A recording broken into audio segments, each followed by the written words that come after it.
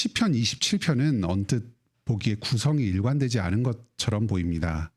1절에서 6절까지는 승리의 확신을 노래하다가 7절에서 12절에서는 갑자기 다급한 목소리로 주님의 도우심을 간절히 부르짖습니다. 그러다가 다시 13절로 14절에서는 담대함으로 믿음의 확신으로 승리를 노래합니다. 한편의 문학 작품으로 보기에 일관되지 않은 것 같습니다. 이랬다 저랬다 하는 것 같습니다. 초반에 주님의 도우심을 구하다가 기도의 응답을 받고 나서는 믿음의 담대함으로 서 있으면서 인생의 모든 문제에 대해서 해결을 받고 확신 가운데 승리의 삶을 살게 되는 식으로 묘사가 된다면 훨씬 더 일관된 것처럼 보일 것 같습니다. 하지만 우리 인생이 그렇지가 않습니다. 믿음의 담대함으로 어려움을 잘 이겨나가면서 굳게 서 있다가도 여러 현실적인 어려움이 닥치고 또 그 마음이 번민할 때에 갑자기 불안해지기도 하고 흔들리기도 합니다. 그러다가도 다시 주님 말씀을 붙잡고 회복되어서 또 안정된 가운데 살아가게 되는 것이 그 믿음의 고백으로 다시 회복되는 것이 우리의 삶입니다. 이 시는 이런 굴곡진 인생의 여정을 걸어가는 여러분을 향한 하나님의 위로의 말씀입니다. 모범생처럼 어떤 상황에서도 항상 굳센 믿음을 가지고 안정된 가운데에서 살아가는 게 성도의 삶이 아닙니다. 믿음의 사람도 어려움을 겪기도 하고 믿음이 흔들리기도 하고 다급하게 주님께 부르짖으면서 어찌할 바를 모르기도 합니다. 이 시편의 표제는 다윗의 시입니다. 다윗도 그랬다는 겁니다. 고난 앞에서 흔들려도 심지어는 부모님까지도 모든 사람들에게서도 버림받은 것 같은 그런 느낌이 들 때에도 주님께서는 여러분을 끝까지 알아주십니다. 우리의 기도를 들어주시고 변함없는 사랑을 베풀어 주십니다. 다시금 믿음의 확신으로 인도하여 주십니다. 오늘 이 시간 이 시편의 말씀으로 큰 위로를 받으시길 바랍니다. 먼저 첫째로 어려움을 해결해달라는 기도의 궁극적인 목적은 예배에 있다 하는 말씀을 듣겠습니다. 오늘 시인은 큰 어려움 가운데 처해 있습니다. 2절에서는 악인들이 죽이려고 달려듭니다.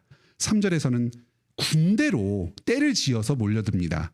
6절에서 수많은 원수들이 나를 둘러쌌습니다. 빠져나갈 곳이 아무 데도 없는 것 같습니다. 10절에서는 모든 사람들이 나를 버리고 가장 가까운 사람들, 심지어는 부모님에게서도 버림받은 것 같습니다. 12절에서는 나에 대해서 거짓으로 증언하고 모함하는 사람들이 지금 일어나고 있습니다. 내가 행하지도 않은 그 잘못을 뒤집어 씌워서 나를 지금 공격하고 벌하려고 하고 있습니다. 다윗의 생애에서 지금 이 상황이 정확하게 언제인지는 불분명합니다. 하지만 실제로 다윗은 철저한 고립 가운데 도피 생활을 하여서 예루살렘 성전에서 하나님께 제대로 예배드리지 못했던 그런 시기들이 있었습니다. 사울에게 쫓겨서 10년 동안이나 떠돌이 생활을 한 적이 있었고 심지어 원수 블레셋 사람들에게 자기의 목숨을 의탁해야 하기도 했습니다. 또 말년에는 아들 압살롬의 반역으로 그 자기의 성전과 그 왕궁을 떠나서 북쪽으로 도피 생활을 하기도 했습니다. 그럴 때 그런 상황에서 자기의 모든 것을 다 잃어버린 듯하고 심지어는 예배를 제대로 드릴 수조차 없는 그런 상황, 아주 엄혹하고 참 떠돌아다녀야 되는 그런 상황 가운데에서 삶의 모든 안정이 철저하게 파괴된 그런 상황 가운데서 다윗은 어땠겠습니까? 강철 같은 믿음으로 어떠한 어려움 가운데서도 기쁨과 감사 가운데에서 살아가면서 주변 사람들을 격려하고 힘을 주고 또 신실하게 주님만을 바라보면서 늘 평안 가운데 거했을까요? 그렇지 않습니다. 오늘 시편이 그렇지 않았다는 걸 잘 보여줍니다. 물론 그렇게 믿음 가운데 평안이 거한 적도 있었습니다. 오늘 1절과 3절에서는 내가 아무것도 두려워하지 않는다. 천만인이 나를 에워싸도 나는 결코 두려워하지 않는다. 여전히 마음이 태연하다. 아주 평안 가운데 거한다 합니다. 하지만 9절에서는 아주 다급한 목소리로 제발 나를 버리지 마소서, 나를 떠나지 마소서 하고 부르짖습니다. 그만큼 하나님께 버림받은 것과 같은 두려움과 절박함이 그의 마음을 휘감았던 것입니다. 11절과 12절에서는 시인은 하나님께 살려달라고 간절하게 구합니다. 평탄하게 인도하소서, 나의 생명을 대적들의 손에 넘겨주지 마소서, 결코 나를 죽음으로 몰아넣지 마소서. 그런데 이 시인의 기도는 단지 원수들로부터 살려달라, 내 목숨을 부지해달라는 것으로만 머무르지는 않습니다. 좀 더 궁극적인 인생의 목표를 지향하고 있습니다. 8절입니다. 내가 주의 얼굴을 찾습니다. 주님의 얼굴빛을 보길 원합니다. 또 13절에 내가 생명의 땅에서 여호와의 선하심을 볼 것이다. 지금 시인은 죽음의 위태로운 순간, 아주 좀 절박한 그 상황 가운데서도 단지 살려달라는 것에서 한 발 더 나아가서 주님을 얼굴로 친근하게 마주 보면서 대하게 해달라고 간구하고 있습니다. 이런 이 시인의 기도의 목적을 아주 압축적으로 보여주는 것이 오늘 본문의 4절입니다. 내가 여호와께 구하는 한 가지 일, 그것을 구하리니 곧 내가 나의 평생의 여호와의 집에 살면서 여호와의 아름다움을 바라보면서 그의 성전에서 사모하는 일, 바로 그것이다. 죽음의 위협 가운데 놓인 이 다급한 상황 가운데서도 자기에게 딱 한 가지 소원만을 구하라고 한다면 그것은 바로 성전에서 거하면서 예배드리는 그것이랍니다. 하나님을 바라보면서 하나님과 함께 더불어서 그 사랑의 교제를 나누는 이것이 나의 존재의 이유다. 그렇게 고백하고 있습니다. 내가 지금 원수의 손으로부터 살아남고 생명을 유지해야 될 궁극적인 이유도 바로 여기에 있습니다. 하나님을 뵙고 하나님을 예배하는 이것입니다. 지금 시인은 이렇게 기도하는 것입니다. 주님, 저는 예배가 너무나도 소중합니다. 예배 자리에서 하나님과 마음껏 교제를 나누면서 주님을 사랑하고 싶습니다. 그런데 지금 원수들의 공격으로 인해서 나의 예배가 방해받고 있습니다. 주님, 원수들을 물리쳐 주시옵소서. 내가 예배 자리로 나아가서 마음껏 자유롭게 주님을 예배하게 하여 주시옵소서. 우리에게도 여러 가지 기도의 제목들이 있습니다.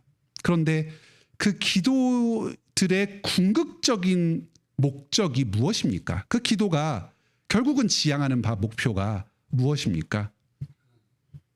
단순히 나의 유익과 만족을 위해서 그 기도들을 드리고 있는 것입니까? 내가 잘 먹고 잘 살고 내 가족들이 평안 가운데서 성공하고 이 세속적인 성취를 거두는 그것이 목적입니까? 그렇다면 어쩌면 우리는 우상숭배적으로 기도하고 있는 것인지도 모르겠습니다. 나의 탐심을 섬기는 기도를 하나님께 드리는 기도의 이름으로 하고 있는 것인지 모릅니다. 너희는 먼저 그의 나라와 그의 의를 구하라. 그리하면 이 모든 것을 너희에게 더하시리라. 하나님의 나라와 의를 구하는 기도는 우리의 지금 당장의 절박한 필요를 구하는 기도와 배치되지 않습니다. 하나님의 성전에서 예배를 드리게 해달라는 다윗의 기도는 지금 원수의 손아귀로부터 자신의 생명을 구해달라는 기도와 서로 대립되지 않습니다. 우리는 우리의 어려움, 현실적인 필요를 주께 간구해야 합니다. 하지만 그 모든 간구와 필요는 목적을 지향합니다. 내가 하나님께 더 잘 예배드리도록, 하나님께 더 잘 영광 돌리도록 나에게 필요한 모든 것을 공급하여 주시옵소서. 나의 생명을 유지시켜 주시옵소서. 이렇게 기도할 때에 하나님께서는 예배의 자리로 인도하실 뿐만 아니라 나의 그 필요까지도 충족시켜 주십니다. 오늘 5절입니다. 하나님께서는 자신의 성전에서 자기와 얼굴을 마주보면서 함께 거하는 이 사람을 안전하게 보호하여 주십니다. 세상의 어떠한 악인이 주님의 그 은밀한 처소로 침입할 수가 있겠습니까? 그곳에 주님께 보호받고 있는 그 사람의 목숨을 빼앗을 수가 있겠습니까? 원수는 다만 멀리서 쳐다볼 것입니다. 저 아래쪽에서 높은 곳을 향하여 고개를 쳐들 뿐입니다. 주와 함께 거할 때에 주님 안에서 나의 모든 필요와 안전은 충족됩니다. 사랑하는 성도님, 인생의 어려움 앞에 흔들릴 때에, 불안하고 낭망할 때에 목적이 이끄는 기도를 드립시다.